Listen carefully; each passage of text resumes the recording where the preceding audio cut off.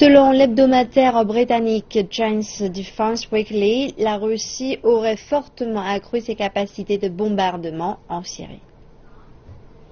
Le magazine britannique affirme que des images de la division Airbus Defence and Space, prises il y a moins d'une semaine, indiquent que Moscou a déployé 4 autres bombardiers Sukhoi Su-34 sur la base aérienne Oumemim dans le gouvernorat syrien de Latakié.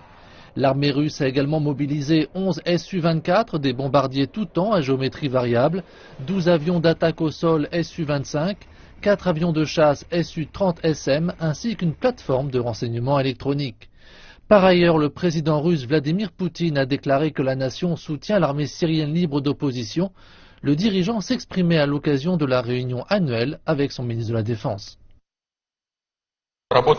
Les activités de notre groupe aérien contribuent à unifier les efforts des troupes gouvernementales et de l'armée syrienne libre. À l'heure actuelle, plusieurs de ces unités, regroupant plus de 5000 soldats ainsi que des forces régulières, sont engagées dans des missions de combat contre les terroristes dans les provinces de Homs, Hama, Alep et Raqqa.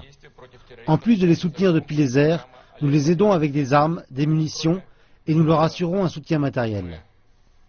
Ce n'est pas la première fois que Moscou déclare aider l'armée syrienne libre dans son combat contre le groupe État islamique.